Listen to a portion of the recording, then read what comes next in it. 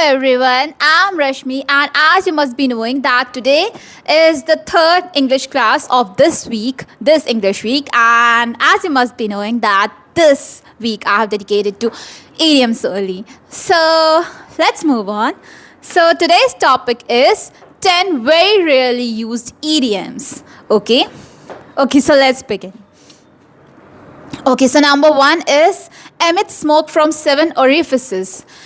Emit smoke from seven orifices means to be very angry, extremely angry. And these seven orifices means like all those your nostrils, your eyes, your ears, means all the holes of your head. That is referred to the seven orifices. Okay, so it's like literally the image that is created in your head. It's like a person who's like really angry, and smoke is coming out of his mouth, nostril, all these seven orifices, and that is the image. Okay, so that is what the idiom is. And for this, the example can be, my friend, I had an argument with my friend, and she called another friend of her just to back her up in that situation. And instead of backing her up, instead of saying the things in favor of her, that friend actually blurted out the truth. She said revealed all the truth, whatever happened. And that situation, my friend's face was literally my friend was literally emitting smoke from seven orifices. Like, seriously, she was that pissed. Okay, so number two. Okay, let me know in the comment section, did you ever had to experience this type of situation in your life? You ever got that much angry on someone or something situation? Do let me know. Okay, now let's move on to the next idiom, that is not suffer fools gladly. Not suffer fools gladly are for the people who are literally, means they are intelligent, they are smart, but they are a bit too harsh or rude, we can say, for the people who think,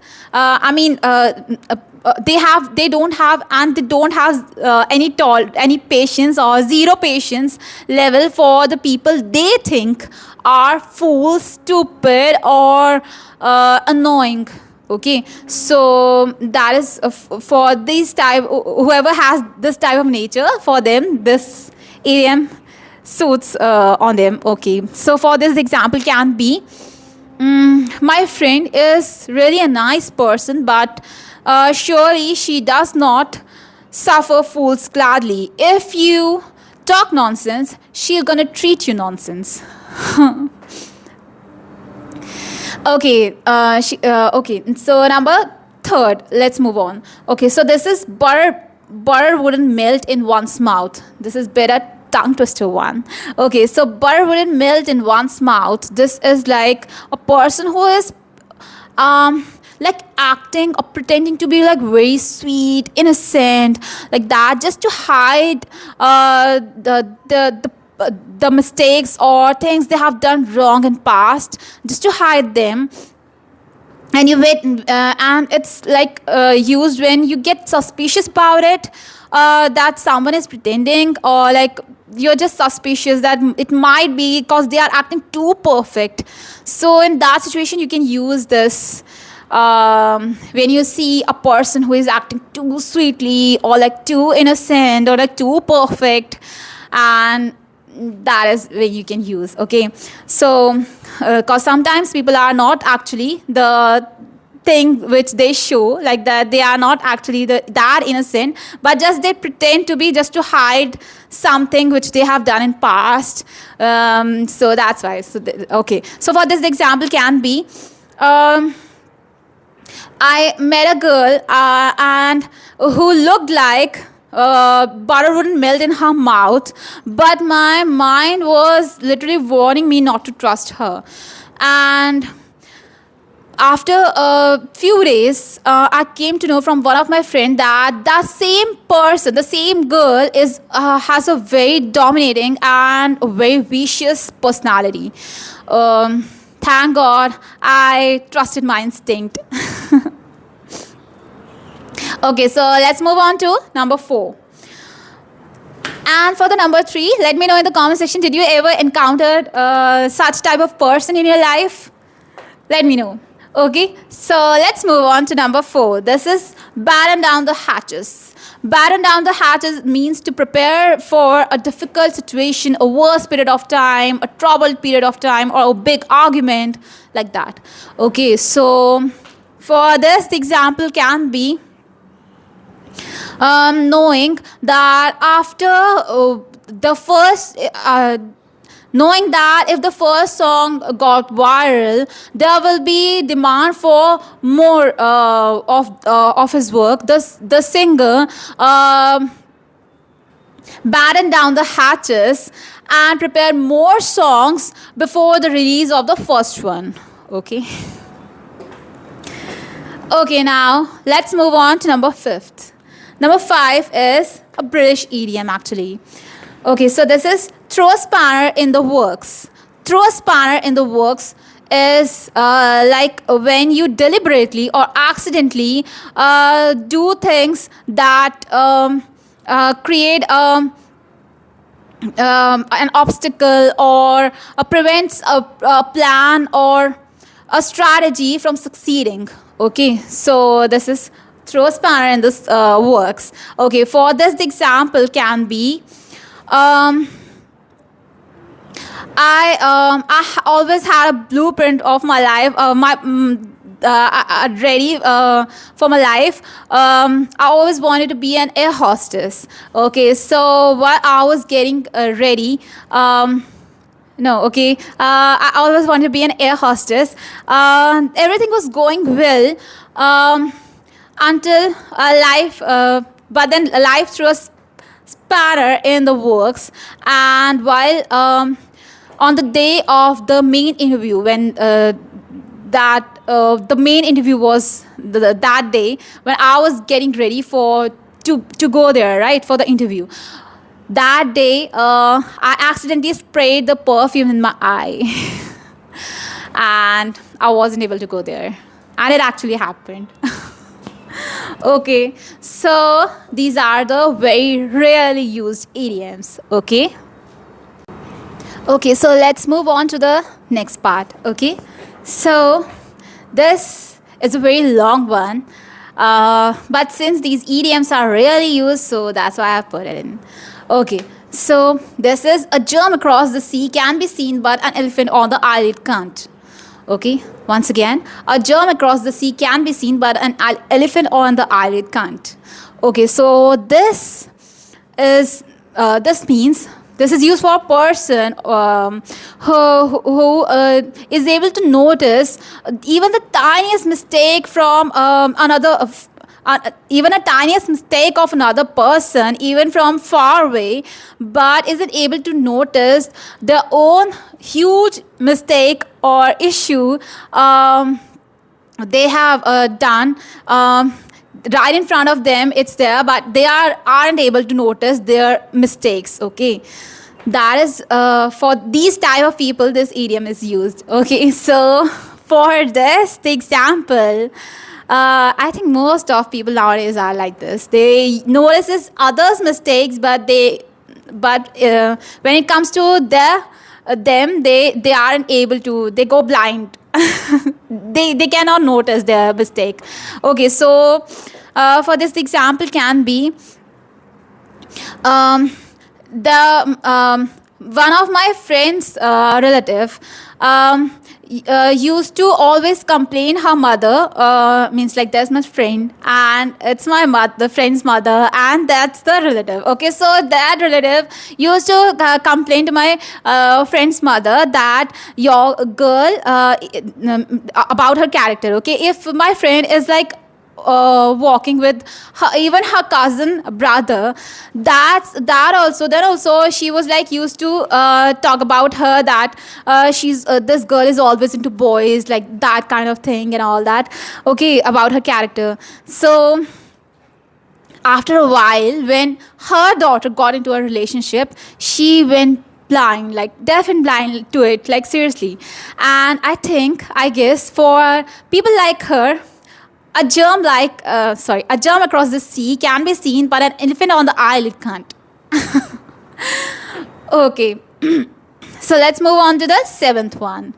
Seventh is sailing close to the wind. Sailing close to the wind means to act within the limits of being risky, which is just socially or uh, socially or acceptable, or kind of like illegal or dishonest, like that. Okay, so it's like pushing the boundaries, taking risks, okay, testing the limits, like kind of that.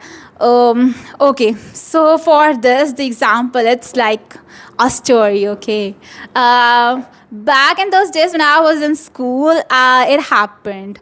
Okay, I was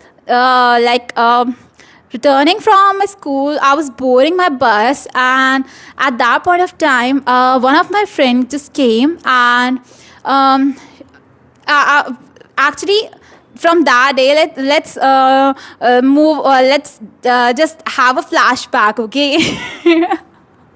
So a day earlier, a day before, I just had an argument with one of my with my best friend. With my best friend, and I was like really pissed from her, and really pissed on her, and I was like, that friend, one friend came, and she was like common friend, and I blurted out everything. I was like, she's so bad, I don't want to talk to her, she's like pea head, airhead, like I said it's a human nature. When you are like frustrated, you are angry with someone, you sometimes say like this. It's not you are abusing that person. I never used any abusive word, but I just said that. Okay, she will see this video. She's gonna kill me, my best friend. Okay, so the story is now, I said this to one of my friend. Okay, let's say that friend's name is N. Okay. Okay, N. So I said things to N, like that my best friend is not listening to me. She's peahead. She doesn't listen to me. Like I was really frustrated, and she was also a good friend of mine. We had a bond, like a good. She was really good. At least I used to think that she is a very nice person. Okay, so now come to the day when all these things happened. Okay, so I was boarding my bus, and that time she just came into. She was walking, and she said like, I have said, you know what? I have said everything to her, your best friend, and now, be prepared for the storm. Okay, and she said this and just walked away, and my heart came to my mouth. I was like, what's gonna happen? Like, she'll kill me. She was like my childhood best friend, and I was really scared. And I just went in, and as usual, she started bashing me. She started throwing things at me. She started yelling at me, and things that I have never said. I mean, I said that she's pea hair like this, but I have never abused, and I never used any abusive word. Like seriously, and the N, she said many things. Okay, like spice and all that mixed with the reality. Okay, she said many other things added upon many other words. Okay, so she was my best friend was literally saying all these things and blah blah blah blah blah. And I don't know from where I gathered up my courage, and I spoke. I just yelled at her. I was like, you were the one who called me motionless, and you what do you think? I don't have feelings. I said like that. She'll kill me. Okay, I said like that, and my best friend froze. She just froze at that moment, and I just kept on saying whatever came in my mind. I was like, you said like I'm a fool, I'm stupid, I'm nincompoop, whatever like that. And she was like, wait, who said that to you? I was like, Anne said that to me. She told me everything, whatever you said about me, whatever is in your heart for me. And my best friend was like, no, I was not the one who said that. She is lying. And I was like, you are lying.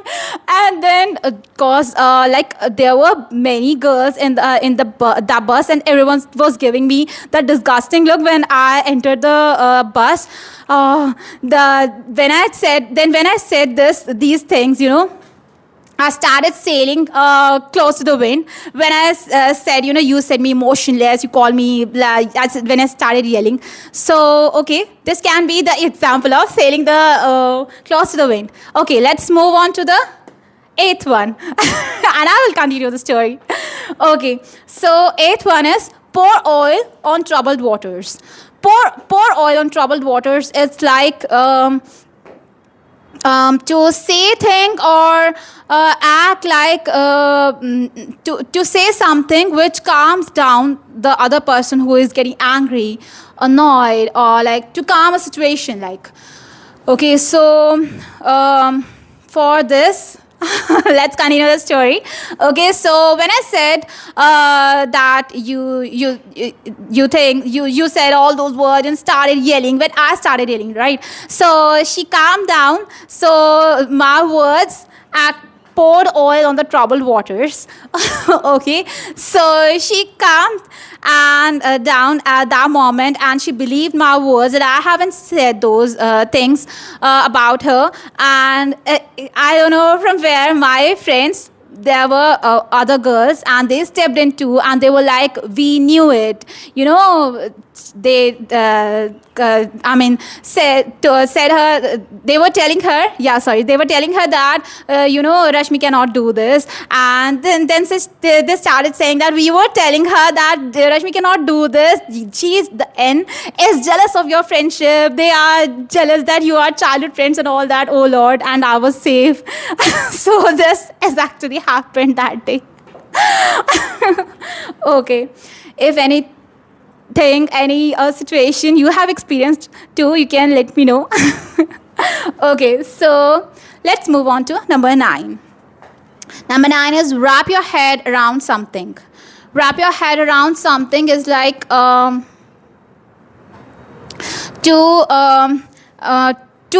handle or to understand a thing which is like very difficult or strange, to understand that thing, okay, which is a situation or thing which is very difficult or to understand or strange. Okay, so move on to the example part of this. So this can be when I started learning Russian. I was like, why did I choose this language? It's the most difficult language I've ever heard, ever seen. Like, seriously, it's very difficult. Like, seriously. So, but later on, after a while, I started wrapping my head around it, and I'm glad I did it. So, if you are also finding it difficult to, understand, memorize it, we are sailing on the same boat. We are sailing in the same boat, sorry. Okay, so it happened with me also, so it's okay too. Okay, so let's move on to the last. Okay, last one is a rising tide lifts all boats. A rising tide lifts all boats means a situation, means when there is an improve in economy or a general situation, the members or the people who are related to it get benefited from it. Okay, like it can be like if the group leader performs well, automatically the team also gets succeed. They also get benefited from it, right? So, okay, for this, the example can be, my success could have benefited them. Like, okay, I'm just taking example. My success could have benefited benefited their lives too.